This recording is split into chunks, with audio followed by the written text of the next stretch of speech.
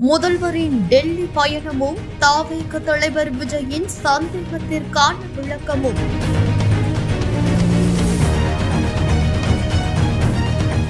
இரண்டாயிரத்து 15 உருவாக்கப்பட்டதுதான் நிதி ஆயோக் என்ற அமைப்பு. இதோட தலைவர் பிரதமர் மோடி. வருடத்திற்கு ஒரு முறை நிதி ஆயோக் கூடி ஆலோசிக்கும். இதில் அனைத்து மாநில முதல்வர்களும் பங்கேற்பாங்க. நாட்டோட நிதி நிர்வாகம், வளர்ச்சி திட்ட இலக்குகள் குறித்து இந்த கூட்டத்தில் ஆலோசிக்கப்படும். கடந்த 24ஆம் தேதி டெல்லியில 10வது நிதி ஆயோக் கூட்டம் நடைபெற்றது. இந்த கூட்டத்தில் தமிழக முதல்வர் மு க ஸ்டாலின் பங்கேற்றாரு. கடந்த 3 ஆண்டுகளா நடந்த கூட்டத்தில் பங்கேற்காத முதல்வர் ஸ்டாலின் இப்போது ஏன் பங்கேற்கிறார் என சில எதிர்க்கட்சி தலைவர்கள், அரசியலோட புதிய வரவுகள் எல்லாம் கேள்வி மேல கேள்வி கேட்டுட்டு இருக்காங்க. தன்னோட இருப்பை காட்டிக்கொள்ள எதையாவது செய்ய வேண்டும் என்ற இடத்துல தமிழக வெற்றி கழக தலைவர் நடிகர் விஜயும் தாம் பங்குக்கு ஒரு அறிக்கையை விட்டு தன்னோட இருப்பை காமிச்சிட்டாரு.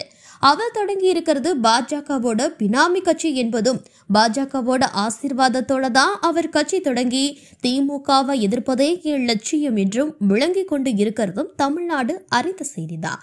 தன்னை யாருமே சந்தேகப்படக்கூடாது என்பதற்காக இதோ நான் மத்திய அரசை எதிர்க்கிறேன் பார் அப்படின்னு பிரதமர் மோடி பெயரை சொல்றேன் பார் என்று மேடையில முழங்குவாரு.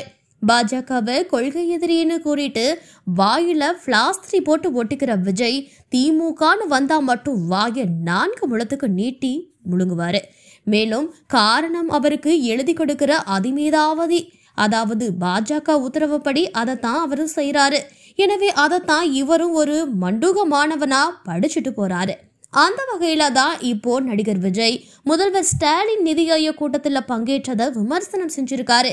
அதுல சென்ற ஆண்டு நடைபெற்ற நிதி ஆயோக் கூட்டத்திற்கு செல்லாததற்கு முதல்வர் முன்வைத்த காரணங்கள் தொடர்ந்து கொண்டிருக்கிற இந்த முறை மட்டும் ஏன் போகணும் அப்படின்னு புத்திசாலித்தனமா கேள்வி கேட்டதா நினைக்கிற விஜய் அவர்களே, எழுதி கொடுக்கிறவரை மாற்றுங்க, இல்லைனா இப்படித்தான் அறிவை மழுங்கடிக்கிற கேள்விகளை தான் எழுதி கொடுப்பாரு. உங்கள் வாதத்தின்படியே பிரதமரை சந்திச்சு தாஜா செய்ய முதல்வர் சென்றார் என்றால் மத்திய அரசின் மீது உச்சநீதிமன்றத்தில் வழக்கு தொடர்ந்து விட்டா செல்வார்? கல்விக்காக மத்திய அரசு தமிழகத்திற்கு தர வேண்டிய நிதியை கேட்டு உச்சநீதிமன்றத்தில் தமிழக அரசு வழக்கு தொடர்ந்திருக்கு. வழக்கு விசாரணைக்கு வரும்போது இந்த நிதி தொடர்பா பிரதமரை நீங்க சந்திச்சு கேட்டீங்களான்னு ஒரு கேள்வியை நீதிபதி எழுப்புனா என்ன பதில் சொல்ல முடியும்?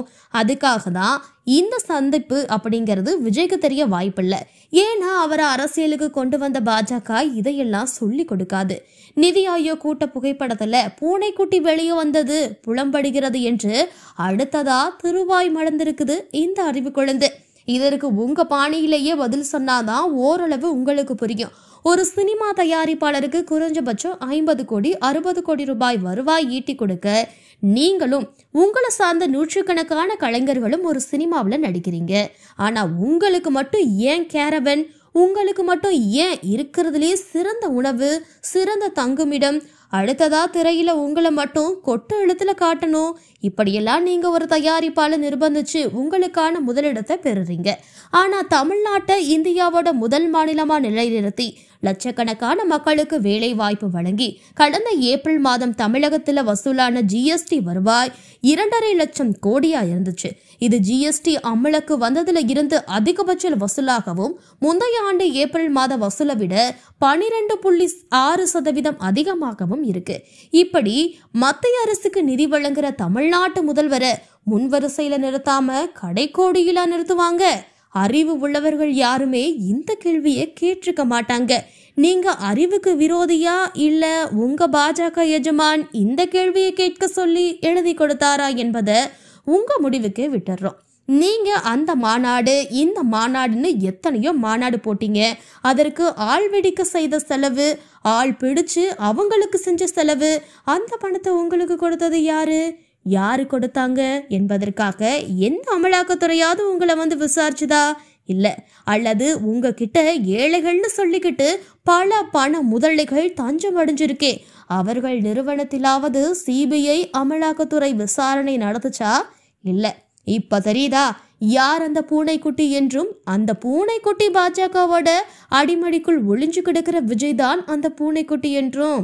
சட்டமன்ற தேர்தல் வரைக்கும் இந்த பூனைக்குட்டி திமுகவுக்கு எதிராக மியாவ் மியாவ் என கத்தும்படி ஏவப்பட்டிருக்கு என்பதும் அரசியல் தெரிஞ்சவங்களுக்கு நன்கு புலம்படும்.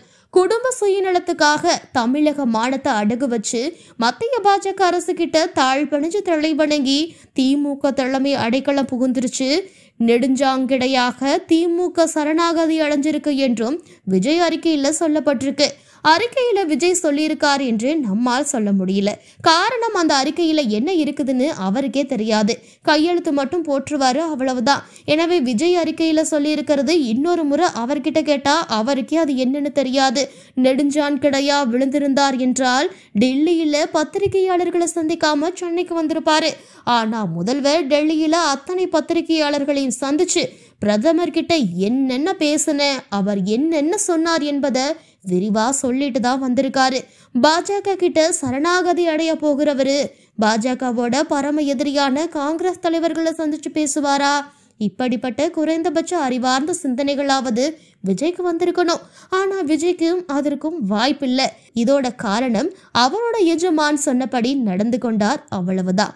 மீடியாவுக்காக எதையாவது பேசலான்னு பேசாதீங்க விஜய். இது சினிமா இல்ல, தமிழ்நாடு. கொஞ்சம் அறிவுக்கு வேலை கொடுங்க ப்ரோ. நமது தமிழ் நியூஸ் சேனலில் உங்களது பொருட்களை வெறும் 500 ரூபாயில் விளம்பரம் செய்ய வேண்டுமா? தொடர்புக்கு 7806942275 தொடர்பு கொள்ளுங்கள்.